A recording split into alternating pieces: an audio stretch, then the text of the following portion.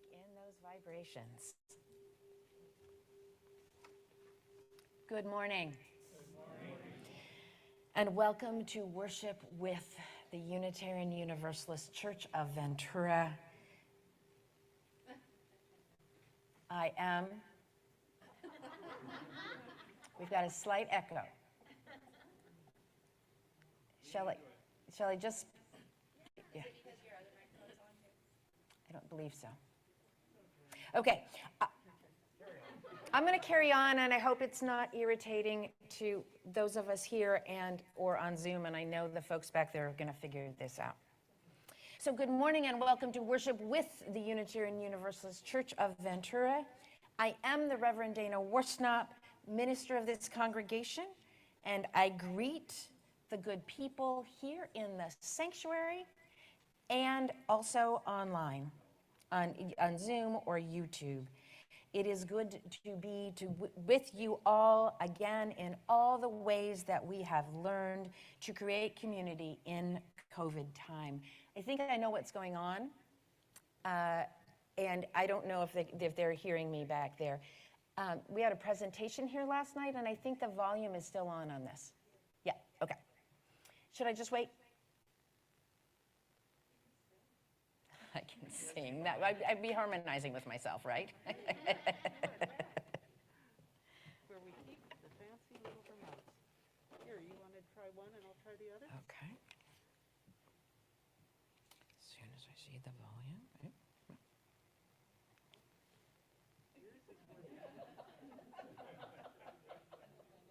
Oh, down it goes. Okay, there you go. Okay. Apologies. Okay. It was a great presentation last night. You'll hear more about it soon. Yay! To the rescue. Thank you, Kitty. So our theme for the month of October is change, which is kind of great as we are entering the next phase in COVID time, and our world has changed, and so have we. So what does that mean? What does it look like? Those are questions that we will be asking this month, and oh yeah, so far beyond. One fairly recent change, and a change that came during COVID time, and it was a change a long time in coming, is that we now have a practice of acknowledging that the land we all dwell upon was first the home of Native peoples, and in Ventura County, that is the Chumash people. Therein lies a whole raft of complexities that a single statement only can point at. Yet we begin to look from new, changing perspectives. And so we have changed with these changing perspectives. I have just a few announcements today. Our auction was a whacking success. Yay. And we met our goal, and there are funds still coming in and some expenses still getting paid, so we don't have the final tally. But there were many people who worked very hard on this, and I'm not going to name you all, but I will call out Ruth Owens and Rena Pizzuto. Thank you both.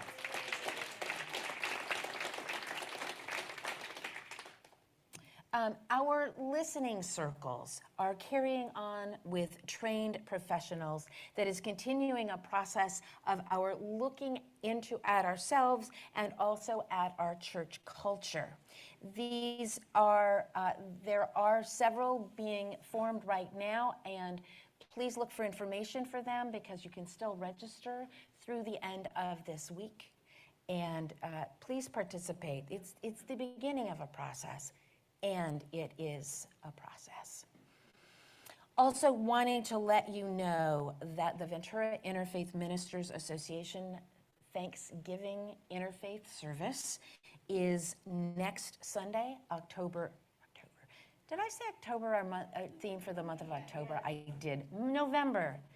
Time does fly. in November 20th at 3 p.m. in the courtyard at Mission San Buenaventura, and I will be preaching a brief homily. And I'm going to do something I don't usually do, but I realize I may have forgotten something. We have some dear friends of the congregation here. And am I missing something about AIDS Awareness Day? No? You're just here because you love us. We're here for the craft fair. Right. That's it. So I don't usually do this talking to people, but there's a craft fair in there after the service. And two of the folks over here make the most, well, they make and sell the most amazing wands, and there are all kinds of other crafts in there. Go to the craft fair after the service. I just know my capacity to forget things is just monumental and growing. So I wanted to be certain I was right in the right place on the right date. Welcome. I invite you all to arrive fully here in this place. A place that can be a calm in the eye of a storm, even as it too is a place that is always changing and shifting. Yet may it also be an anchor and a calm place for you as we all enter sacred space.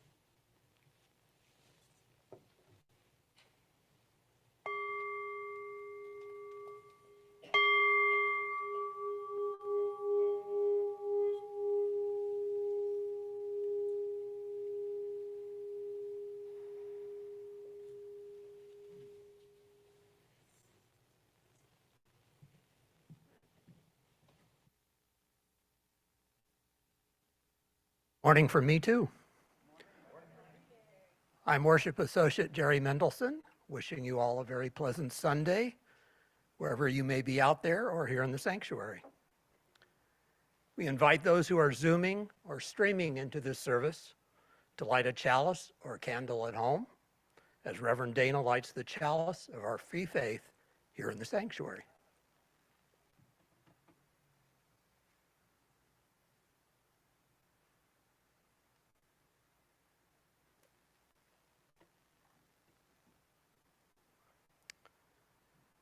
We begin our service this morning with these words from Reverend Katie Kandarian, entitled, Hoping, Trusting for So Many Things.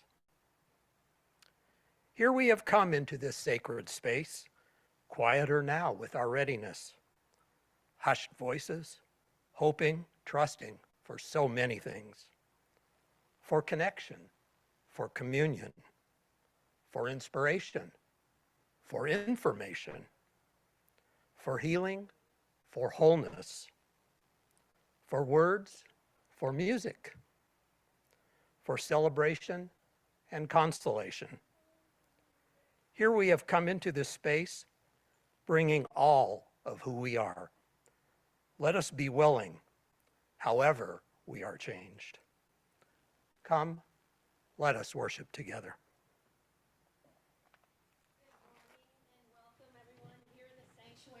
And at home or online. My name is Carolyn Bierke. I'm the music director, and I would like to invite you all to join me in singing in song our first hymn, Here We Have Gathered. Please rise in body or spirit.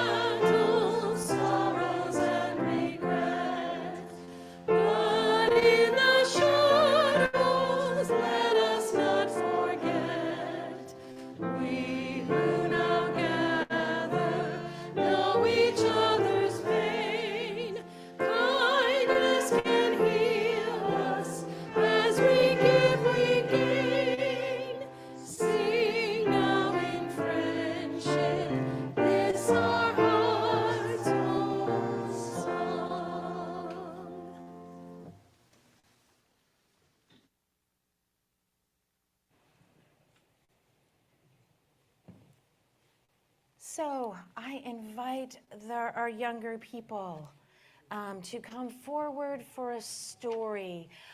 We are still reinstituting our practice of bringing forward non-perishable food goods for Project Understanding, and I think they've all been delivered already. So just come on down.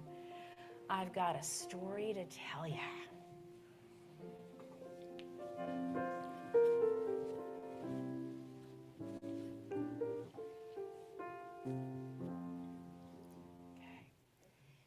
This is a story about somebody who had a television show for kids a while ago. And yet you may know a show that is based on one of the characters in this older one. Do any of you know the one about Daniel Tiger? Is it Daniel Tiger? Okay. He's a puppet? Okay. He's one of the characters in a show that somebody named Fred Rogers had on his television show. This is You Are My Friend, with words by Amy Reed and pictures by Matt Phelan. In springtime, when everything was growing and green, Freddie Rogers had to stay inside. Flowers made him sniffle and plants made him sneeze. And Freddie had allergies and other illnesses too, and sometimes he had to stay inside for weeks at a time. Being sick made it hard to make friends. Often, when Freddie felt sad or mad, lonely or scared, he kept his feelings inside of him, but he wanted somehow to be able to he wanted someone to know how he felt. And he found that he could talk about his feelings with his puppets. There's some of the puppets. He gathered them around him on his bed, and he felt like he was of the whole group of friends. And on top of all that, when Freddie could go to school, sometimes he was bullied. Neighborhood boys yelled mean things, mean words at him as they chased him down the street. Grown-ups told Freddie to pretend the mean words didn't hurt. But they did. Hiding his feelings didn't work either. They just grew stronger. And sometimes when he was all alone, Freddie cried. But then, Freddie learned that he could express his feelings on a piano. If he was angry, he played loud, low notes that sounded like thunder. And he played high, sweet notes for happiness, and it always made Freddie feel better. Freddie's mother said that whenever he was worried, he should look for people who were helping. Freddie began to look for the helpers all over his neighborhood. Mama Belle Frampton, who showed him how to make toast sticks all by himself, and Freddie felt so good learning about something new from his neighbor. Look at all the helpers. Fred's grandfather McFeely was an important friend. Fred loved to visit his grandparents' farm with its big stone wall. One day at the farm, Fred went into a room where all the adults were talking and no one even looked his way. They never looked down. And Fred asked if he could walk on the big stone wall.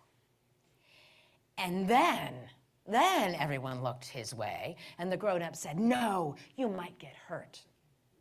But Grandpa McFeely said yes. So Fred climbed and walked and then even ran on that wall. Fred came back with a skinned knee, but he was happy. Grandpa told Fred that he liked him just the way he was, that Fred was special, and that just by being himself, he made the day special. Fred let those words sink in and deep inside him, and he felt braver. He began to speak up and try new things. He made new friends. And then there was the day that the grown-up Fred saw a TV program for kids, but it was all about people throwing pies in each other's faces, which was, I know, which may have been kind of funny, but Fred didn't like the pie throwing. But he wondered if there could be a program about people helping each other instead.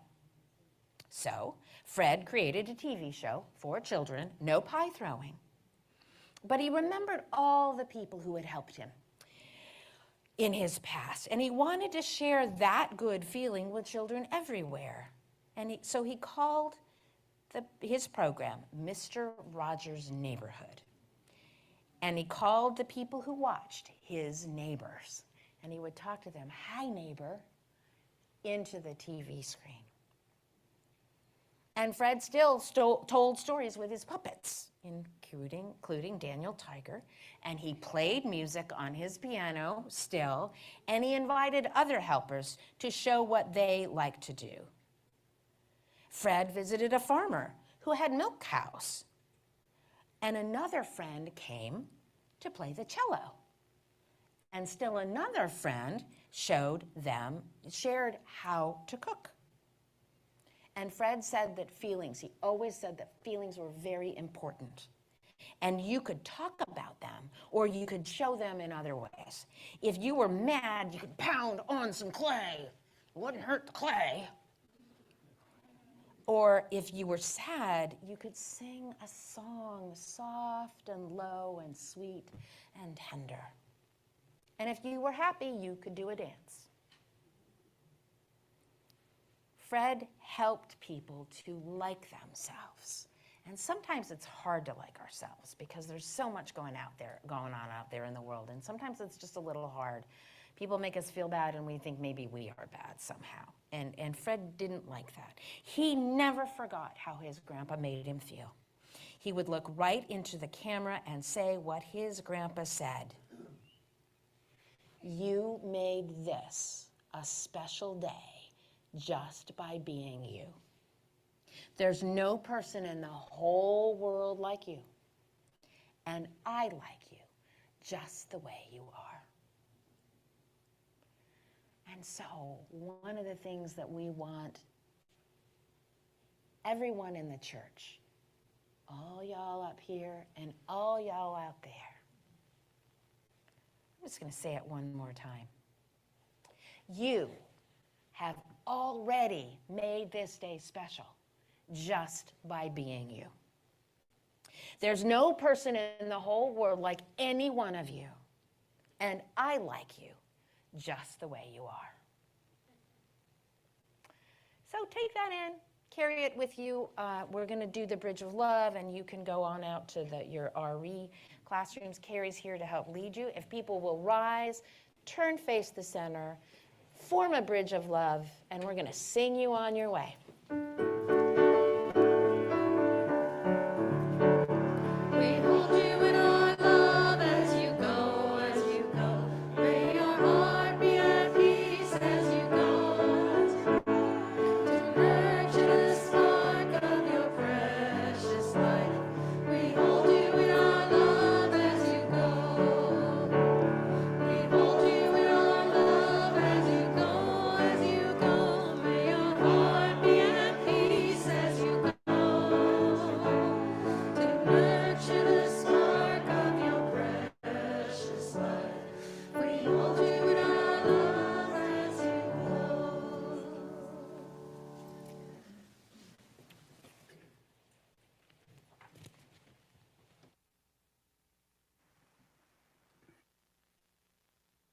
Hello, I'm Celia Ortenberg, and I'm going to talk a little bit today about shared ministry. It was sometime last June or July when Xenia Young came and asked if I would be interested in joining a group to improve the way this church looks. The church seemed to be frozen in time since COVID closed the door about 3 years ago. Far out-of-date notices were still hanging on the bulletin boards. Stuff was left exactly where it was, and then The entryway was crowded with old furniture. It was simply not a pretty place, and something had to be done. They wanted to do more, though, than simply bring the church back to a reasonable functioning building. They wanted to find and create beauty in this space of ours. I was thrilled, and I agreed immediately. At our first meeting, we realized that we couldn't simply start changing or moving things around willy-nilly. We might eventually even need funding to make some improvements, and we realized that we should become an officially sanctioned group or something. But what would we call ourselves? We needed a name. Should we be a committee? Should we be a group or a team or a ministry? As the worship associate who helps craft Sunday services, we had talked about ministry as something more than just what the minister does. It's something we can all share, giving to each other in times of need and in times of joy. But how did calling us a ministry fit into our purpose? At one point, we decided to call ourselves a team because that just seemed easier. But we kept coming back to ministry. Ministry has something to do with serving others, and it has a spiritual component to it. It's hard to define, but it also seemed to fit. For each of us, beauty has a spiritual component to it. And when I walk into a place of worship that is beautiful, no matter what faith really, the beauty fills me in a way that I really don't have words for, other than perhaps a sense of holiness, of peace, of being one with the eternal. We wanted to create a sense of beauty and peace here in our own church home. But perhaps central to the part of ministry is serving or working in community and putting others before oneself. I find that to serve or to minister to others can be a spiritual practice and it can enhance your life if you let it. For me, no matter what the task, no matter what the task is, it takes consciously putting the reason for the task into that soft spot in my heart, and sometimes taking a few breaths of consideration before I begin. And I get such a joy working with the aesthetics ministry, as we all bring our own individual perspectives and talents to the table, and we work together to accomplish something in service for the heart, for this church. For me, working in community towards a goal enhances the feeling of ministry. And so, with all of this in mind, we finally came to the conclusion that yes, we are the aesthetics ministry. Now, in this diverse community of ours, we know that we will not always please everyone at the same time, but we want you all to know that our goal of the goal of the aesthetics ministry team is to connect or to create an inviting place of peace and beauty for all of those who walk through our doors. And we hope that we serve you well. Thanks.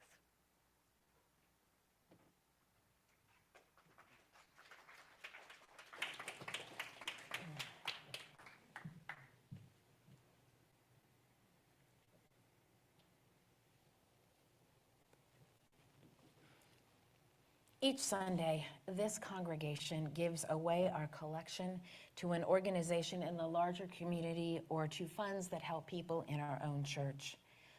Those of you who are at home and Zooming or YouTubing in have two ways potentially to give through a link posted that will be posted in the Zoom chat, and by texting from your phone the number that will shortly be up on the screen. Folks who are present can text to give, and you can still write a check or give cash, and then drop it in the basket at the back of the sanctuary after the service. That's right back there. Our offering today goes to the Ventura County Community Christmas Shop to provide Christmas gifts and a fun-filled day of shopping and activities for approximately 1,500 families who cannot afford to buy gifts this year. Families get tickets to attend through a social service agency, school, or church. And then parents can shop for free gifts with their child's wishes in mind, and with a selection of items ranging from bicycles to books to stuffed zebras. Nearly 15,000 gifts will be given away at the shops on December 10th and 17th.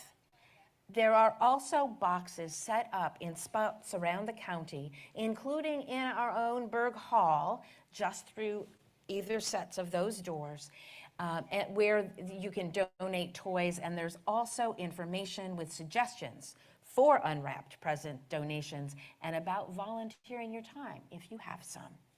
So thank you for giving generously, as you always do.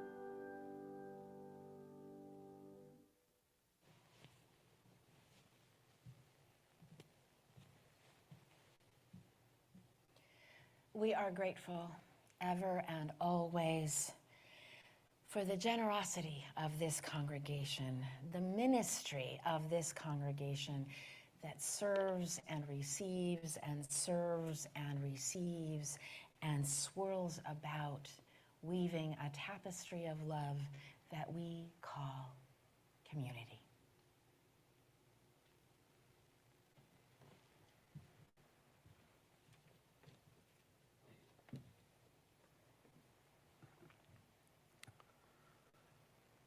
Part of life is its joys and sorrows, and it gives us great strength to share these experiences within our UU community so that we can support one another. We place stones in water for both the celebrations and sorrows in our hearts, making ripples that are felt throughout our community. You can submit a joy or sorrow for sharing via a link on the website, uuventura.org, or a link in our Thursday email bulletin, UUCV This Week.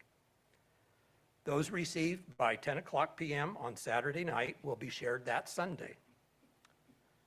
Since there were no joys or sorrows submitted this week, I now invite you to speak into the gathered community or write into the Zoom chat the names of those you wish to celebrate or memorialize, or those in need of the loving embrace of this beloved community. Please feel free to continue to add to the chat, even after the silent pause has ended.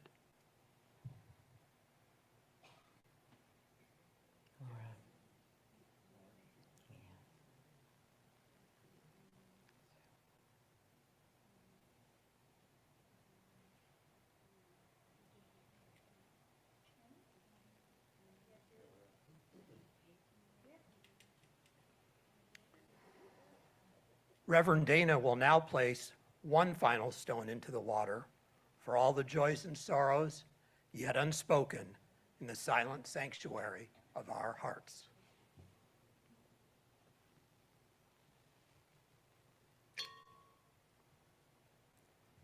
May we be truly grateful for all that is our life. Please remain seated as we sing our meditative hymn, Though I May Speak with Bravest Fire.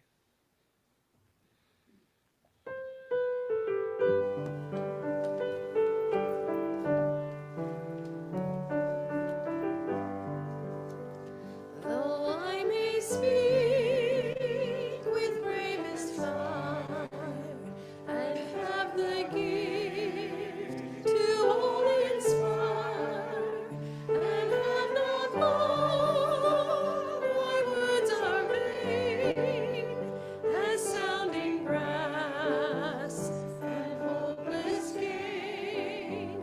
Though I may give all I possess, and striving so my love profess, but not begin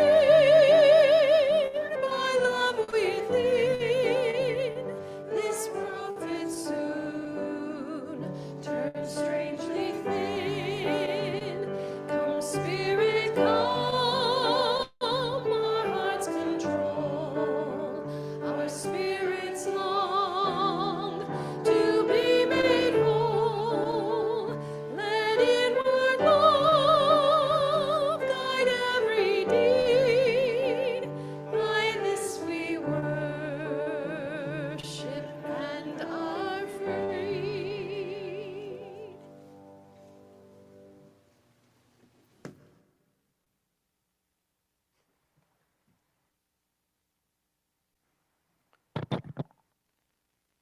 Our reading this morning is from the Reverend Gordon McKeeman. Ministry is all that we do together. Ministry is that quality of being in community that affirms human dignity, beckons forth hidden possibilities, invites us into deeper, more constant, reverent relationships, and carries forward our heritage of hope and liberation. Ministry is what we do together as we celebrate triumphs of our human spirit, miracles of birth and life, wonders of devotion and sacrifice. Ministry is what we do together with one another in terror and torment, in grief, in misery, and in pain, enabling us in the presence of death to say yes to life. We who minister speak and live the best we know, with full knowledge that it is never quite enough, and yet are reassured by lostness found, fragments reunited, wounds healed.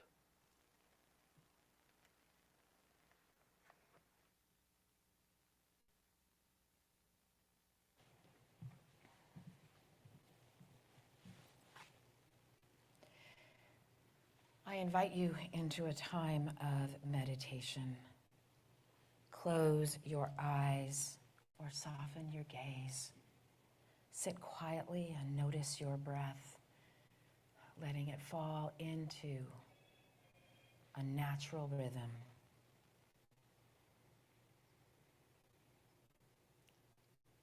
How are you called to serve?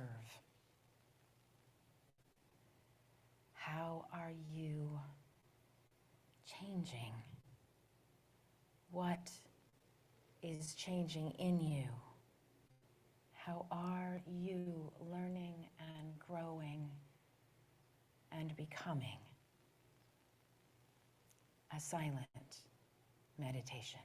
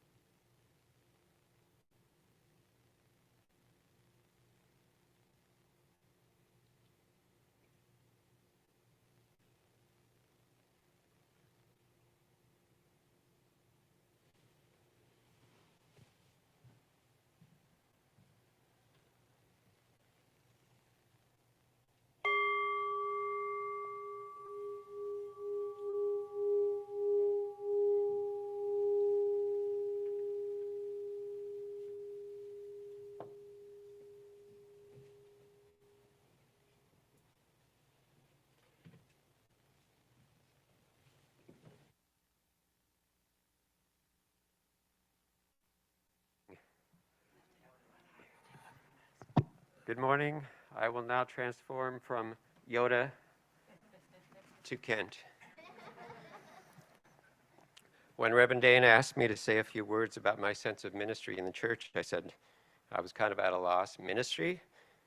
I just do the things that, well, call to me. Or I do what someone asked me to do. I don't think there's any nominating committee members here today, so I can say that. But if ministry is the act of ministering or serving, whether it's a church, whether it's a town or a group of people, then I suppose any work that serves and helps can be seen as a ministry. In my work as a librarian, I suppose I ministered to people who came to finding information, needing help with schoolwork or a job search or their own reading interests. I might even call my work as a grandfather as ministering to my grandkids and fostering their confidence and validating them, like Mr. Rogers, as important, interesting, and fun human beings. Certainly things like social justice work, religious education, pastoral concerns could obviously be seen as work of, as a ministry. But what about cleaning the church, sweeping the leaves, greeting, being in the choir, doing magic images?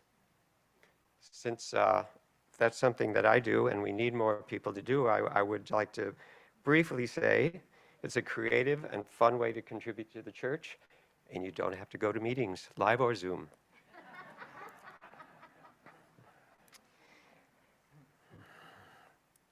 I think what's most important is the attitude and spirit that you bring to the work. I know that with choir, for example, Carolyn will often remind us that we never know how a song might impact someone who comes to church with a heavy heart. And so we try to sing with the enthusiasm or the tenderness that the occasion warrants. Whenever we work together in small groups, I think we tend to form a bond with those people, and I think that also helps us feel a better connection with the church as a whole. Certainly better than only coming to Sunday services and social occasions. So in essence, when we do the work of the church with an attitude of ministry, we are ministering not just to others, but to ourselves as well. And who doesn't need a little self-ministry once in a while?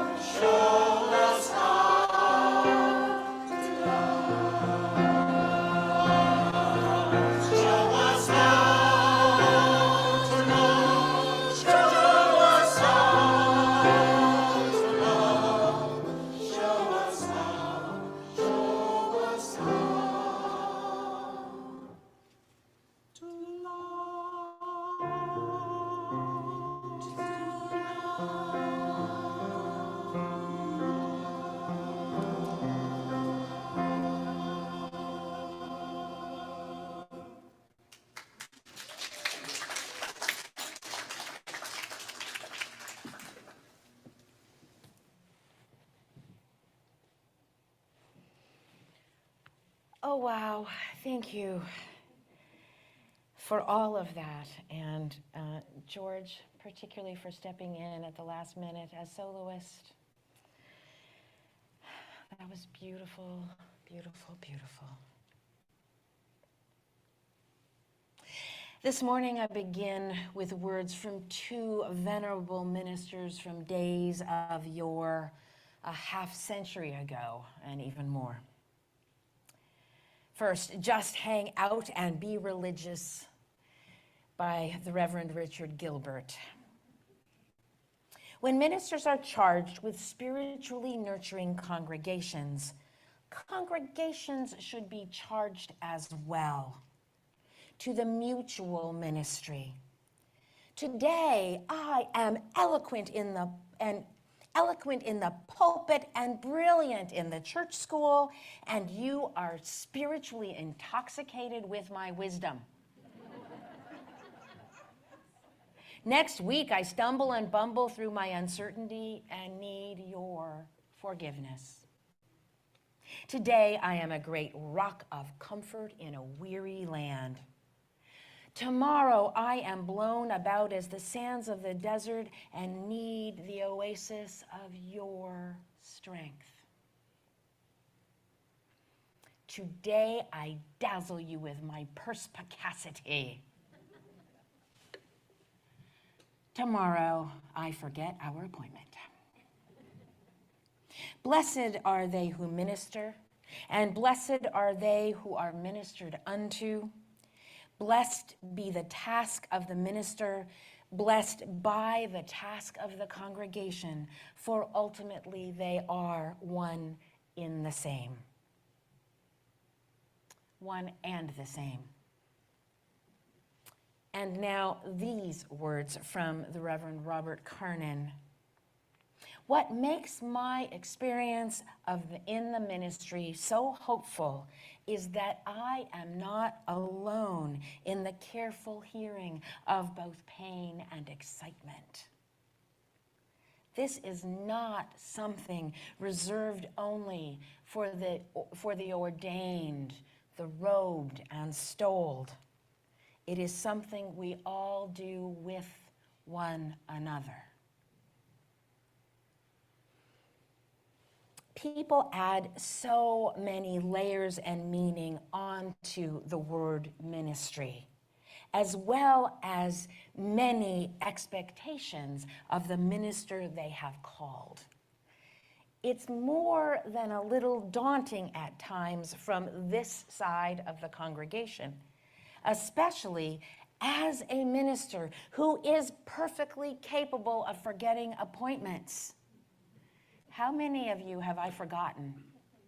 Yeah, okay, see, there's some hands out there. It happens.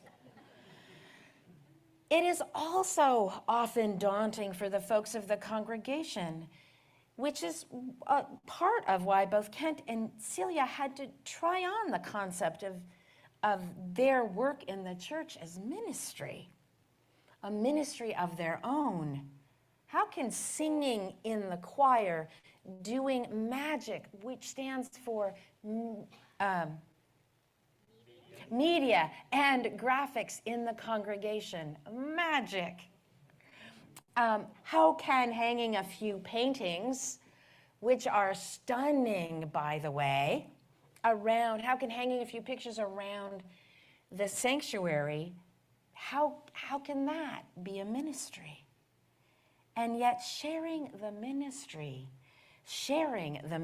is a powerful way to make it through the constant conundrums.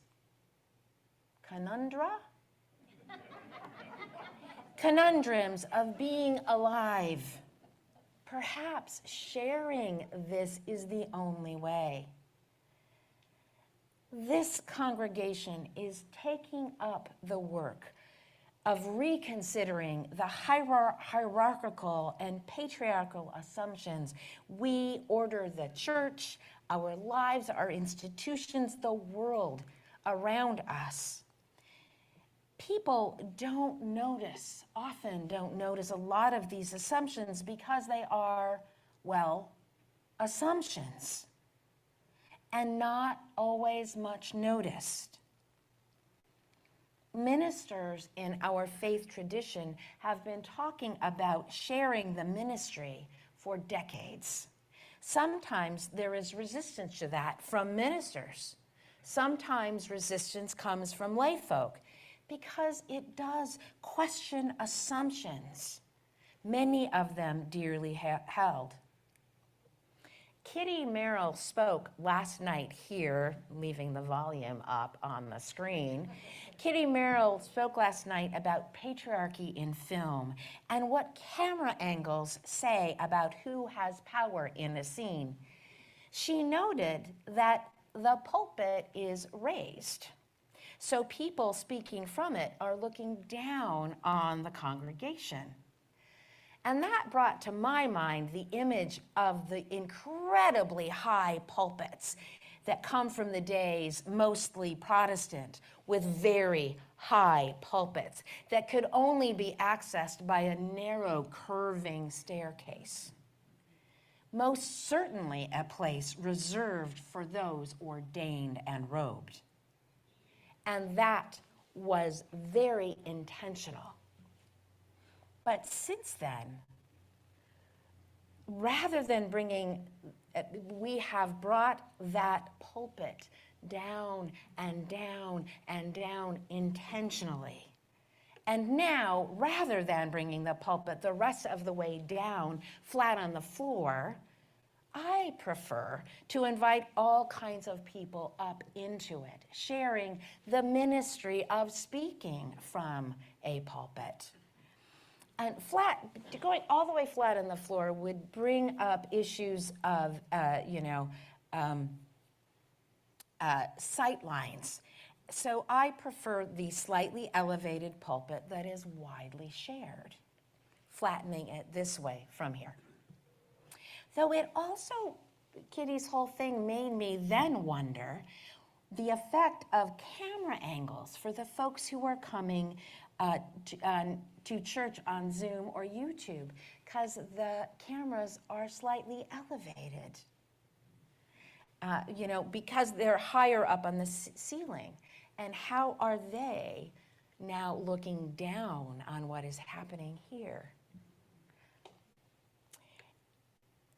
See how aesthetics and camera angles really matter? I have been intentionally speaking about shared ministry for a couple of years now, slowly inviting folks to consider their work in the church as a ministry. And what changes when you use that word? Does it feel different than serving on a committee?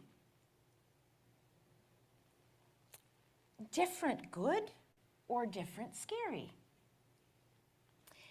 This is a change that I am asking people in the congregation to move toward. And changing our groups that gather, changing how we name them is more than just slapping on a new name on an old committee. And yet, maybe it does just start with the name change. How is this a ministry? Oh, I have to think about that. And just the process can help me think differently about the work that I do. Can't call it a change in attitude. Maybe just a couple of clicks on a sextant, that old-time tool for navigation, a couple of clicks that offer new perspective from a different angle, and maybe a slightly different or a whole new direction. It also can be an answer to a reality that we are living into.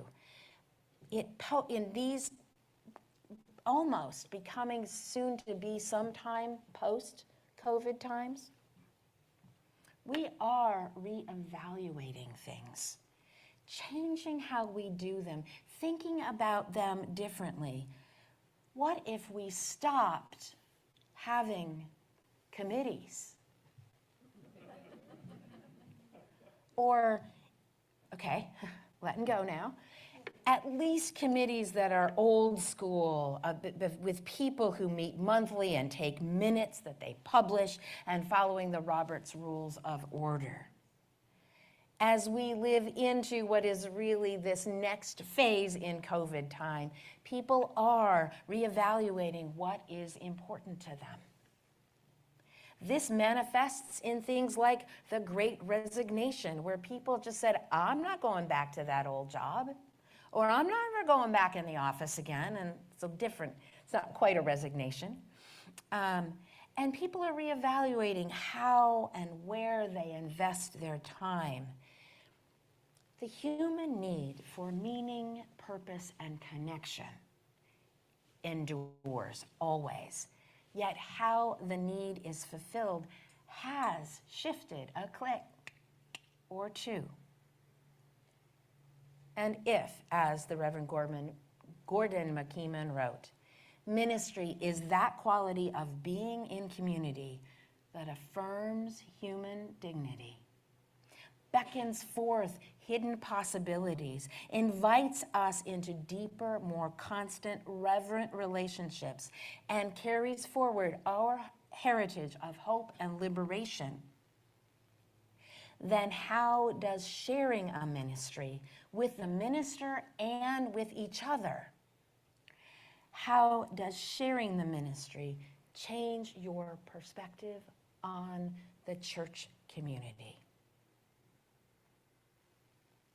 How does it change how you are called, where you are called to give of your energy, your love, your compassion, your passion? And let us not forget about just hanging around and being holy. Anyone can do that. It's actually my very favorite thing about the ministry, and something I wish I had more time for. Come to Pub Theology. I keep pushing this one, promoting this one. It's on third Fridays at 5:30. And we just hang out and be holy together, talking about theological issues and having wonderful, wonderful conversations. So let's just hang out and be religious or spiritual, if that word works for you, or neither, or if neither hits the mark, how about let's just hang out and try to figure this dang thing out together as best we can. At its most basic, that is the task we are about. Hanging out, being religious, spiritual humans together. Trying to figure out how to be the best we can in a wildly complicated world, on a rocky path at night without a flashlight, or in the fog with a flashlight that is no help as it scatters the light everywhere. And sometimes, blessedly, when we emerge into a brisk, cool, clear day after a rain, hasn't it been wonderful? And notice that we've been holding each other's hands the whole time. As the song from the choir says, show us how to love. Change us now. Leave us not alone in hatred's wake, hearts open, even shocked awake. Draw us close in our heartache. I invite you to share the ministry of this congregation with me and with each other.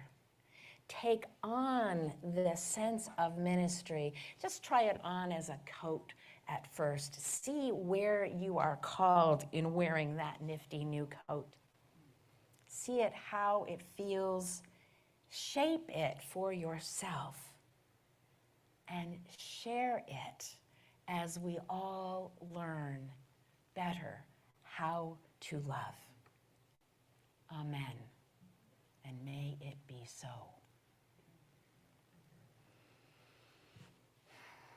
Holy beingness. Oh, please join me in prayer. I jumped, just letting you know where we're going next. It's the praying time.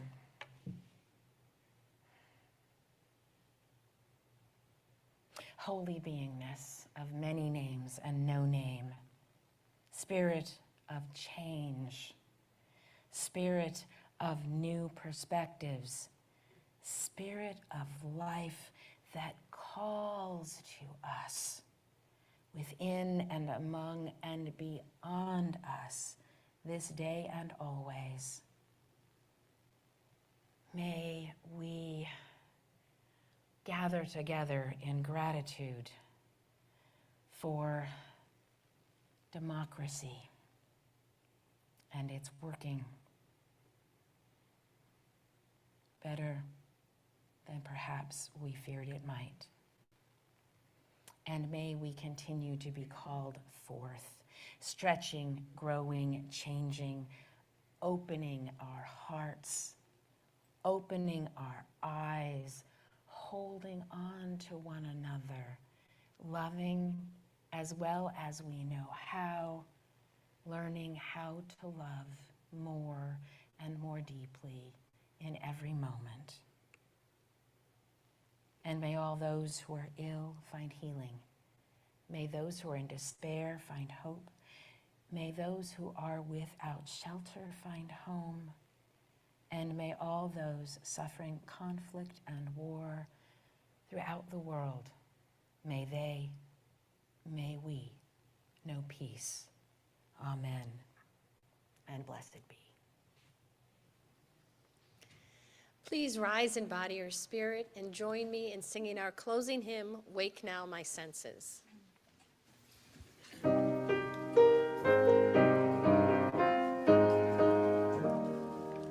Wake now my senses and hear the earth call. Feel the deep power of being in awe. Keep with the web of creation your vow. Giving, receiving as love shows us now. Wake now, compassion, give heed to the cry.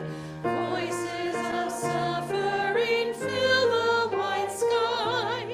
Take as your neighbor both stranger and friend, praying and striving their hardship to end.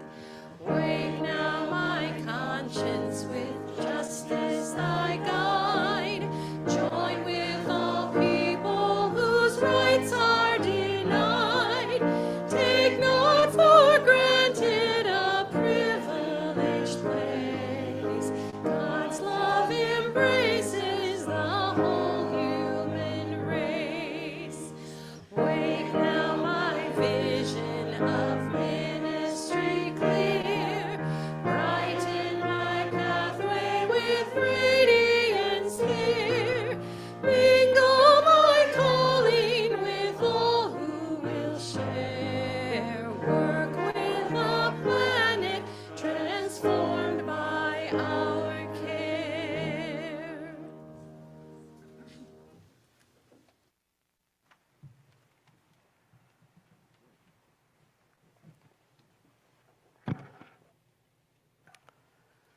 Please join with me in reading the words on the screen as we prepare to extinguish our chalice. We extinguish this flame, but not the light of truth, the warmth of community, or the fire of commitment, those we carry into our lives until we are together again.